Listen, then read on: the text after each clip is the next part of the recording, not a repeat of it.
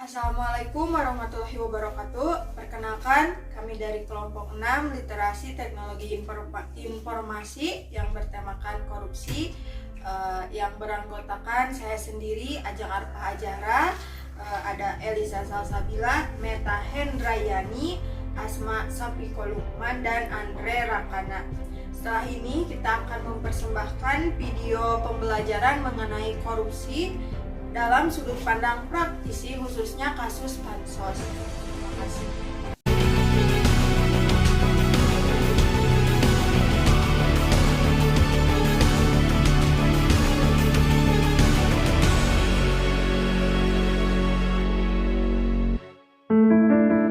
Selamat malam, selamat datang di Mata Najwa. Saya Najwa Shihab, tuan rumah Mata Najwa.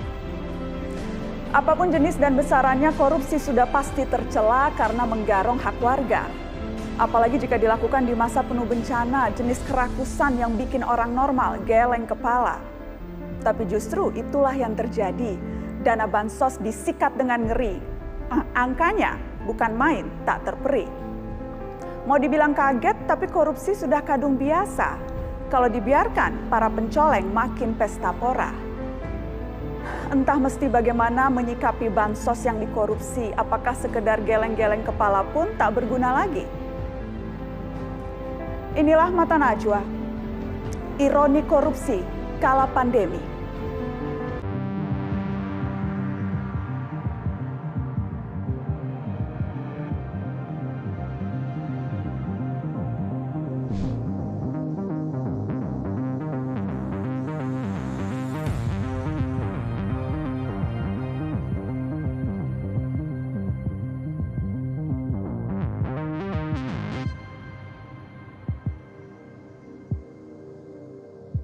Di masa pandemi ini dikabarkan ada beberapa kasus korupsi di Indonesia, seperti yang sebelumnya disinggung oleh Najwa Shihab mengenai dana bansos. Menurut KPK, kasus ini bermula dari adanya program pengadaan bansos penanganan COVID-19 berupa paket sembako di Kemensos pada tahun 2020 dengan nilai sekitar 5,9 triliun dengan total 272 kontrak dan dilaksanakan dengan 2 periode. Beri uang bansos. Ya, itu menjadi hal yang wajar ya Mbak Nana, karena sudah saya sampaikan tadi, yang tadi ada di VT layar sebelumnya itu baru korupsi suapnya Mbak Nana.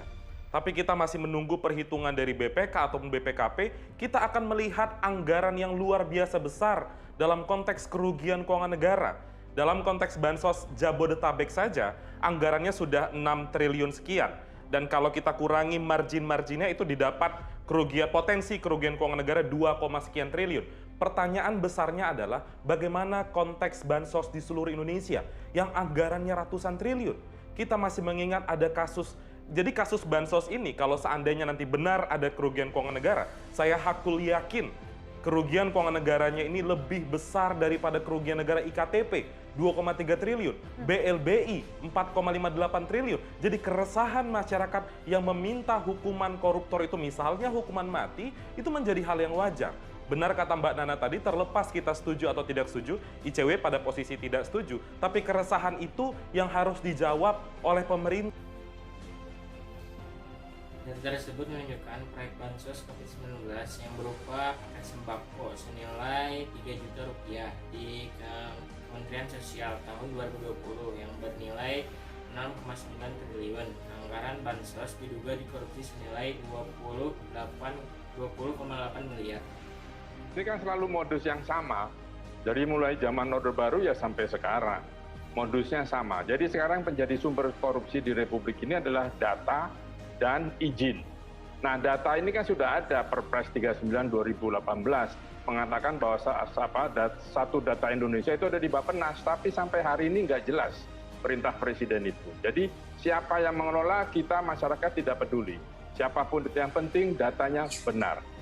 Data yang saya tangani di wilayah saya, di RW saya, itu jelas-jelas bahwa data itu tidak benar. Dan ini yang harus segera diperbaiki. Kalau datanya masih amburadul, percayalah sama saya, pasti akan masih terjadi korupsi di masa-masa yang akan datang. Nah, menurut peneliti ICW, kerugian dari korupsi bansos ini lebih besar daripada kerugian yang pertama ada IKTP senilai 2,3 triliun, kemudian ada BLBI senilai 4,58 triliun. Maka dari itu sangat diwajarkan jika ada masyarakat yang meminta hukum mati kepada para koruptor karena tindakannya sudah di luar batas normal. Ya kita pikir pakai logika aja ya, kayak koruptor sekarang itu korupsi itu bukan 1 miliar 2 miliar gitu, tapi berpuluh-puluh miliar yang mengundang masyarakat tuh jadi benci dan dendam sehingga mereka menginginkan koruptor itu dihukum mati.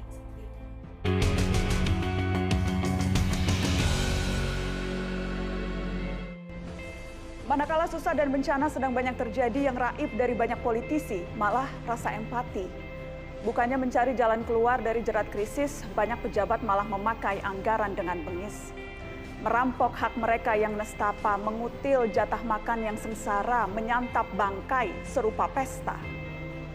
Saat penegak hukum enggan mengadili dengan tuntas, bukti korupsi sudah diterima sebagai hal waras.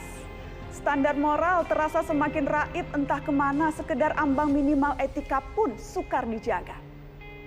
Segala kepatutan kini menjelma debu, entah di mana letak nalar wajar itu. Agar semakin nyaman menerabas marka tanpa rasa malu yang dulu hitam dan putih disulap jadi abu-abu.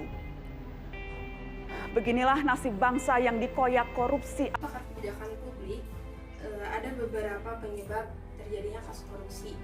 Menurutnya, sejak Orde Baru sampai saat ini, data yang tersimpan belum tersistem dengan baik dan masalah perizinan.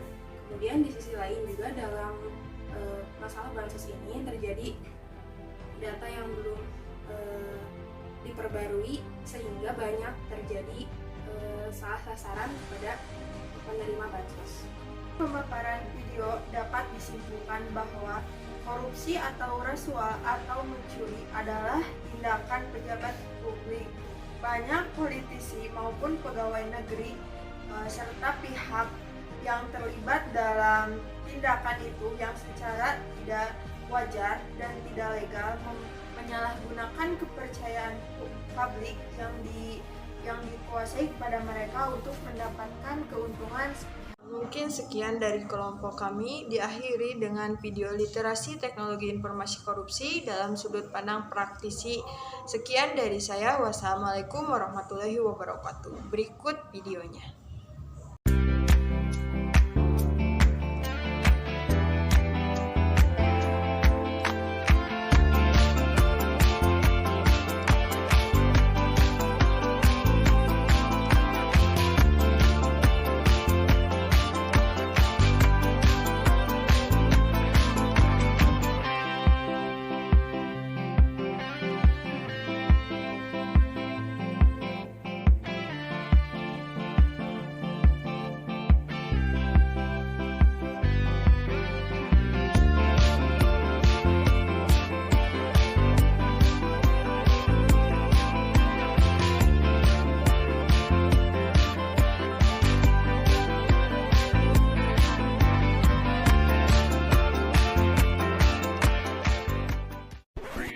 Using Powtoon.